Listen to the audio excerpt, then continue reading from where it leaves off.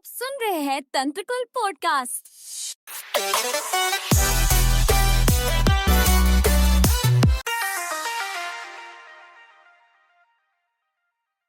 तंत्रकुल podcast में आप सबका स्वागत है। नमस्कार और स्वागत है इस खास चर्चा में। आज हम एक विशेष और पारंपरिक हिंदू अनुष्ठान रोट बलि विधान की गहराइयों को समझने की कोशिश करेंगे। और ये चर्चा श्री राजराजेश्वरानंद नाथ जी ने अपने लेखों में जो विस्तार से बताया है उस पर आधारित होगी। हमारा मकसद है इसके पीछे का अर्थ, इसकी प्रक्रिया और इसका महत्व, मतलब परत दर परत खोलना। बात शुरू करने से पहले अब बलि शब्द को समझना जरूरी है ना? हाँ बिल्कुल, क्योंकि हिंदू परंपरा में इसका मतलब सिर्फ त्याग या सैक्रिफाइस नहीं है। हाँ, वो एक आम धारणा है। जी, ये असल में एक गहरा समर्पण है, एक कृतज्ञता का भाव है और सृष्टि के चक्र में अपनी भागीदारी निभाने का एक पवित्र तरीका भी। जैसे वो वैदिक पंचमहायज्ञों में भूत बलि का जिक्र आता है। बिल्कुल सही, जहां गृहस्थ अपने भोजन का कुछ हिस्सा देवताओं, पितरों, मनुष्यों और यहाँ तक कि अन्य प्राणियों के लिए भी निकालते हैं। ये बलि के कल्याणकारी स्वरूप को बहुत अच्छी तरह दिखाता है। और इसी परंपरा की एक अहम कड़ी है रोट बलि विधान। ये, जैसा कि आपने कहा, मूल रूप से एक सात्विक अन्न बलि है। हाँ, अन्न बलि। इसमें घी, गुड़ और अन्न से बना एक खास नैवेद्य, जिसे रोट कहते हैं, वो पूरी श्रद्धा से देवताओं को अर्पित किया जाता है। तो आज की हमारी कोशिश यही समझने की है कि श्री राजराजेश्वरानंदनाथ जी के अनुसार ये जो साधारण सा दिखने वाला रोट है, ये कैसे प्राचीन वैदिक सिद्धांतों और शक्तिशाली तांत्रिक साधनाओं के बीच एक पुल का काम करता है, खासकर सुरक्षा और कल्याण के लिए। बिल्कुल सही कहा आपने। रोट बलि पूरी तरह से एक सात्विक अन्न बलि है। ये उन तामसिक प्रथाओं से बिल्कुल अलग है जिनमें कभी कभी पशुओं की बलि का विधान होता है। इसमें घी, दूध, अन्न जैसी शुद्ध और सात्विक चीजों का ही प्रयोग होता है। और जैसा आपने बताया, गुड़ और घी से बना रोट वो उसका प्रतीक है। हाँ, वो इस सात्विक अर्पण का आदर्श प्रतीक है, अपने आप में पवित्र और ऊर्जा से भरपूर। श्री राजराजेश्वरानंदनाथ जी के विवरण को देखें तो इस साधना के कई महत्वपूर्ण लाभ बताए गए हैं। माना जाता है कि ये रोग निवारण में सहायक है, अरिष्ट शांति करती है। अरिष्ट शांति मतलब ग्रहों या दूसरी नकारात्मक ऊर्जाओं के बुरे प्रभाव, हाँ बिल्कुल, उनकी शांति के लिए, और साथ ही शत्रुओं से आने वाली बाधाओं को दूर करने में भी मदद करती है और पूरे परिवार के लिए कल्याणकारी होती है। तो एक तरह से ये साधक के चारों ओर एक आध्यात्मिक सुरक्षा कवच जैसा बना देती है। हाँ, कह सकते हैं, एक सुरक्षा कवच। ये वाकई दिलचस्प है कि कैसे ये विधान, मतलब वैदिक, पौराणिक और तांत्रिक परंपराओं का एक संगम सा लगता है। जैसे अन्न का नैवेद्य बनाना, उसे अर्पण करना, ये तो वैदिक और पौराणिक जड़ों से जुड़ा हुआ लगता है जी। लेकिन वहीं भैरव और क्षेत्रपाल जैसे उग्र स्वरूप वाले देवताओं का आवाहन या फिर पूजा के लिए चौराहा जैसी खास जगह चुनना, हाँ, और कुछ विशेष नियम भी हैं, ये कहीं ना कहीं तांत्रिक और लोक परंपराओं की तरफ इशारा करते हैं। स्रोत इस तालमेल के बारे में क्या कहता है? मतलब इसका क्या खास महत्व है? हाँ, श्री राजराजेश्वरानंदनाथ जी इसी समन्वय पर ही जोर देते हैं। ये शाक्त और तांत्रिक मान्यताओं के काफी करीब हैं, जहां ये माना जाता है कि उग्र रक्षा करने वाले देवताओं को जागृत करने और उनकी शक्तियों को पाने के लिए एक शक्तिशाली ऊर्जा वाले नैवेद्य की जरूरत होती है। अच्छा। देखिए, तांत्रिक परंपराओं में कुछ विशेष परिस्थितियों में पशु बलि का विधान मिलता है, लेकिन वो हर गृहस्थ के लिए, मतलब आम आदमी के लिए, हमेशा संभव नहीं होता। सही बात है। यहीं पर रोट बलि एक बहुत ही परिष्कृत और सात्विक समाधान बनकर सामने आती है। घी और गुड़ से बना ये गाढ़ा, ऊर्जा से भरपूर रोट असल में प्राण ऊर्जा के नैवेद्य का एक शक्तिशाली सात्विक विकल्प बन जाता है। समझ गया। तो ये सिर्फ पूजा नहीं है?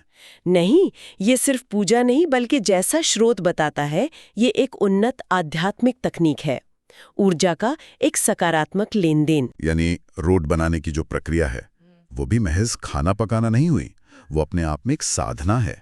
बिल्कुल। स्रोत कहता है कि इसे बनाते समय मन एकदम साफ, श्रद्धा और भक्ति से भरा होना चाहिए। एक पारंपरिक मान्यता का भी जिक्र है कि पुरुषों द्वारा इसे बनाना ज्यादा उत्तम माना गया है। क्या स्रोत इसके पीछे कोई खास वजह बताता है? श्री राजराजेश्वरानंदनाथ जी के वर्णन से ऐसा संकेत मिलता है कि इसका संबंध संभवतः शुचिता यानी पवित्रता के कड़े नियमों से हो सकता है, जो कुछ विशेष साधनाओं में जरूरी माने जाते हैं। पर मुख्य बात तैयारी के पीछे का भाव है, वो श्रद्धा है। ठीक है, अब सामग्री पर आते हैं। हाँ, पर रटने के अंदाज में नहीं, बल्कि उनके प्रतीकवाद को समझते हुए। हाँ, बिल्कुल। जैसे मुख्य सामग्री है आटा, ज्यादातर गेहूं का आटा इस्तेमाल होता है। जी, ये पृथ्वी तत्व, जीवन और पोषण का प्रतीक है। सही। फिर है गुड़, शक्कर से ज्यादा प्राथमिकता दी जाती है, शायद क्योंकि ये ज्यादा सात्विक माना जाता है। हाँ, पारंपरिक रूप से गुड़ को ही प्राथमिकता देते हैं।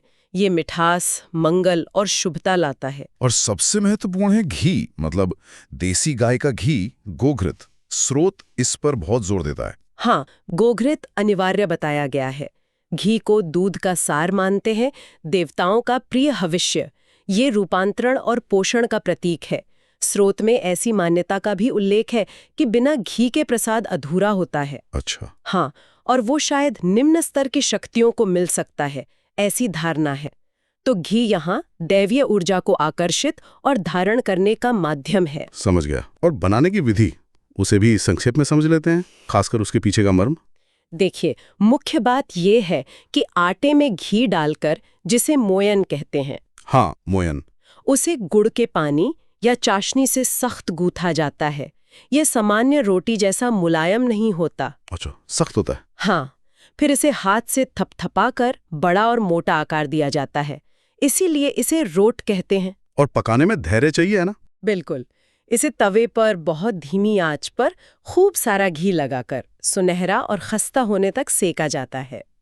इसमें कभी-कभी इलायची, मेवे या नारियल का बुरादा भी मिला देते हैं, जिससे इसकी सात्विकता और सुगंध और बढ़ जाती है। पर पूरी प्रक्रिया में श्रद्धा और सफाई का ध्यान रखना सबसे जरूरी है। जी हाँ, वो तो आधार है। तो ये रोट, जिसे इतनी श्रद्धा और विशेष सामग्री से तैयार किया गया है, अब देवताओं को अर्पित करने के लिए तैयार है। चलिए, अब समझते हैं कि श्री राजराजेश्वरानंद नाथ जी द्वारा वर्णित पूजन की प्रक्रिया में इस नैवेद्य का उपयोग कैसे होता है। हर चरण का क्या महत्व है? हाँ, तैयारी में तो साफ सफाई, शुद्ध बर्तन जैसे पीतल या तांबे के, स्टील, लोहा वर्जित हैं, शायद उनकी ऊर्जा प्रकृति के कारण। हाँ, ऐसा माना जाता है। और सही दिशा में पूर्व या उत्तर की ओर मुंह करके बैठना, ये सब तो है ही। पूजन का क्रम भी बहुत सोच समझकर तय किया गया है। शुरुआत हमेशा गणेश जी से होती है। विघ्नहर्ता, हाँ, विघ्नहर्ता, उनके लिए एक पूरा रोट होता है।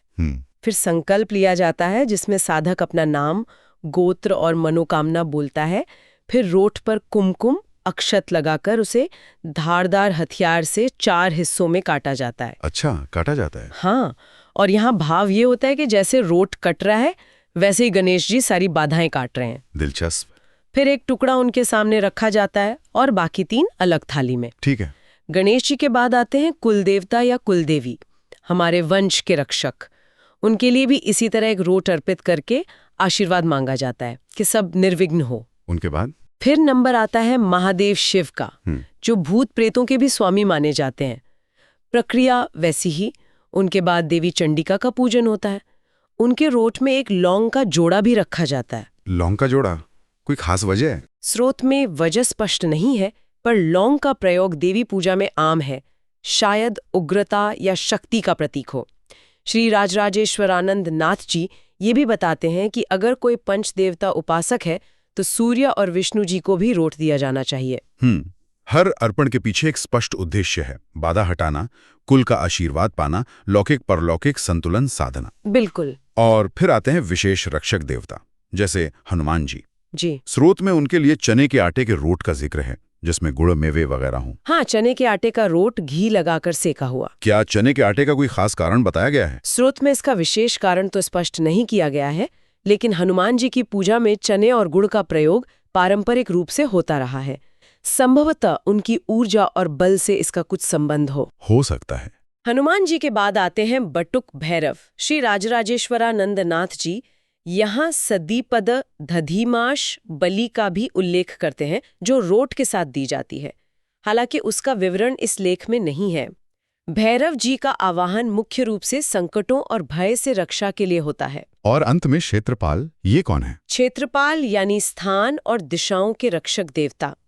इनके लिए भी रोट बलि का विधान है, अक्सर अष्टबलि के तहत, जैसे नवरात्र के अंत में किया जाता है। अच्छा। साधक इनसे घर परिवार की सब दिशाओं से रक्षा की प्रार्थना करता है और नकारात्मक शक्तियों जैसे भूत प्रेत, डाकिनी, शाकिनी वगैरह से सुरक्षा मांगता है। और इनकी बलि कहाँ रखी जाती है?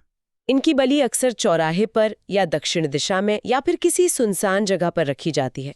ये उनके कार्य क्षेत्र को दर्शाता है। यहाँ एक बहुत महत्वपूर्ण बात है जिस पे ध्यान देना जरूरी है, रोट के टुकड़ों का विधान। इसे लेकर अक्सर भ्रम हो सकता है। हाँ, और श्रीराज राजेश्वरानंदनाथ जी इसे बहुत स्पष्ट करते हैं अपने वर्णन में। पूजन के बाद हर देवता के सामने जो रोट के 4 टुकड़े किए गए थे, हाँ, उनमें से सिर्फ वो एक टुकड़ा जो सीधे देवता को अर्पित किया गया था, मतलब उनके सामने रखा गया था। अच्छा, सिर्फ वो एक टुकड़ा। हाँ, सिर्फ वही एक टुकड़ा।